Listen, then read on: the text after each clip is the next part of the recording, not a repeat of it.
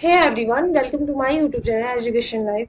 तो गाइस, इसके पहले मैंने फंडामेंटल राइट्स की एक और वीडियो अपलोड किया था चैनल पे, 5 से 6 मिनट के वीडियो। उसमें मैंने फंडामेंटल राइट कॉन्स्टिट्यूशन के किस पार्ट में, किस आर्टिकल के अंदर आते हैं, जितने भी इंपॉर्टेंट सेगमेंट थे आर्टिकल 12 से लेके आर्टिकल 20 तक, मैंने उस वीडियो में कंप्लीट कराया ओनली 5 से 6 मिनट में, और अच्छे से एग्जाम्पल देके कंप्लीट किया, और जहाँ से डायरेक्ट क्वेश्चन आपके एग्जाम में बनते हैं।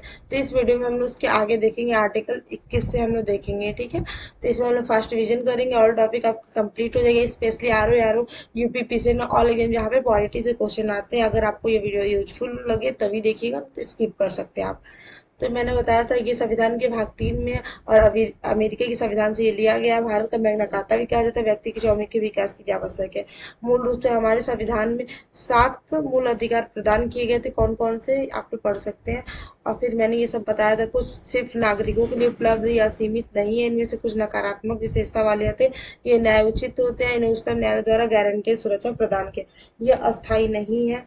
ये राष्ट्रीय आपातकाल के दौरान इसे निलंबित किया जा सकता है, लेकिन आर्टिकल 20 और 21 को छोड़ के ये सारा मैंने आपको बताया वहाँ पे। फिर आर्टिकल 12 को मैंने अच्छे से समझा है कि आर्टिकल 12 में राज्य की परिभाषा, राज्य में क्या क्या आते हैं। आर्टिकल 13 मैंने समझा है कि ऐसे कोई विधियां जो मूल अधिकारों के हनन या उल्लंघन करेंगे, ऐसी विधियां सारी शून्य हो जाएंगी। इनके क्लॉज है वो भी मैंने अच्छे से बताया। आर्टिकल 14 है विधि की समान समानता, ये निगेटिव है, रिटर्न से लिया गया। विधि के समान संरक्षण, ये पॉजिटिव कल से लिया गया। क्यों निगेटिव है, क्यों पॉजिटिव है, मैंने बताया है। आर्टिकल 15 अच्छे से हम लोगों ने देखा था। फिर आर्टिकल आ जाएगा हमारा 16। आर्टिकल 16 लोक नियोजन में समानता। Article 17 untouchability. आर्टिकल 18 उपाधियों का अंत है। और आर्टिकल के क्लॉज 18 के 2 में विदेशी से जो उपाधि, ये सब मैंने समझाया था। फिर आर्टिकल 19 के ए में जितने भी हैं, भाषण या व्यक्ति की सभा, सम्मेलन, संघ, भ्रमण, निवास और व्यवसाय, ठीक है। आर्टिकल 20 अपराधों के लिए दोषी हित के संबंध में संरक्षण। तो आज हम लोग स्टार्ट करेंगे आर्टिकल 21। तो आर्टिकल 21 बोलता है प्राण एवं दैहिक स्वतंत्रता। आर्टिकल 21 में बोला जाता है किसी व्यक्ति को उनके प्राण और दैहिक स्वतंत्रता तभी विधि के की प्रक्रिया के माध्यम से ही वंचित किया जाएगा, नहीं तो अन्यथा नहीं किया जाएगा, ठीक है। और एक गोपालनवाद 1950, तो ये पूछता है कि एक गोपालनवाद कब होते हैं। एक गोपालनवाद 1950 में, जो प्राण और दैहिक स्वतंत्रता के अंदर इसकी बहुत विस्तृत व्याख्या करके इसमें बहुत कुछ जोड़ दिया गया है। मैं क्या क्या है मैं इम्पोर्टेंट आपको बता देती हूँ। जैसे निजता को अधिकार, अगर आर्टिकल 21 के अंतर आश्रय का अधिकार, अपने मनपसंद से शादी करने का अधिकार, निःशुल्क कानूनी सहायता का अधिकार, अकेले कारावास में बंद होने के विरुद्ध अधिकार, महिलाओं के साथ आदर और सम्मान पूर्वक व्यवहार करने का अधिकार, सार्वजनिक फांसी के विरुद्ध अधिकार, अब पहाड़ी क्षेत्रों में मार्ग का अधिकार, सूचना का अधिकार, प्रतिष्ठा का अधिकार, अवसर का अधिकार, धार्मिक विकास का अधिकार, स्वच्छ पर्यावरण, प्रदूषण रहित जल और वायु में जीने का अधिकार, मानवीय प्रतिष्ठा के साथ जीने का अधिकार, ये सब आर्टिकल 21 के अंतर्गत आता है।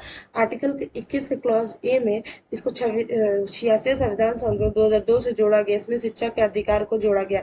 इसमें 6 से 14 वर्ष की शिक्षा दिया जाएगा। 14 वर्ष के बच्चों तक इनको 1 अप्रैल 2010 से लागू किया गया। तो पूर्ण होता है। नेक्स्ट हमारा आर्टिकल 22 गिरफ्तारी और निरोध से संरक्षण देता है। आर्टिकल 23 हमारा है शोषण के विरुद्ध अधिकार। क्या है हमारा? शोषण के विरुद्ध अधिकार। इसमें मानव दुर्व्यापार, बेगार और बलात्कार से अधिकार है। आर्टिकल 24 क्या है? ये कारखाना में 14 उम्र के बच्चों से, कम की एज के बच्चों से काम कराना, ठीक है, ये गैर कानूनी होगा।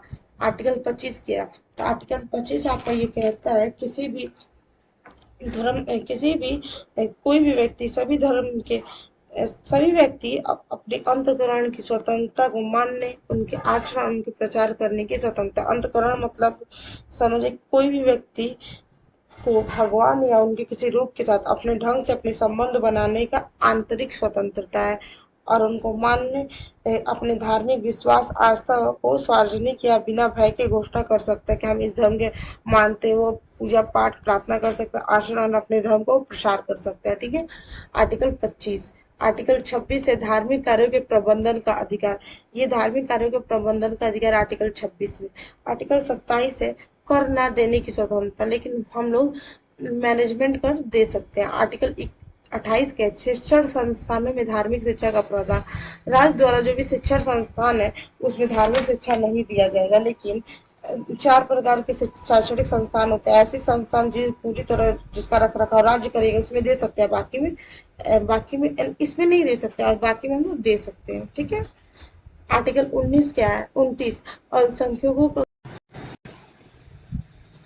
जो अल्पसंख्यक है वो अपनी भाषा, अपनी लिपि और अपनी संस्कृति के संरक्षण कर सकते हैं। आर्टिकल 30 है हमारा, अल्पसंख्यक वर्ग को अपनी रुचि के शिक्षण संस्थानों की स्थापना करना के अल्पसंख्यक और अपनी रुचि से अपने शिक्षण संस्थान की स्थापना कर सकते हैं। ठीक है, तो आज हम लोग आर्टिकल 30 तक देखे। आर्टिकल 32 को हम लोग अलग वीडियो में अच्छे से कवर करेंगे। तब तक मिलते हैं नेक्स्ट वीडियो, तब तक आप पढ़ते रहिए। वीडियो अच्छा लगा तो चैनल को सब्सक्राइब कर दीजिए, वीडियो को लाइक और शेयर करते